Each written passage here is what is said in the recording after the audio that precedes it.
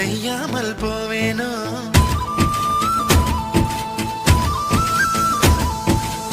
பேச்சிழந்த வேளையிலே பெண்ணழகு என் மார்பில் மூச்சு விடும் ரசனையை முகராமல் போவேனோ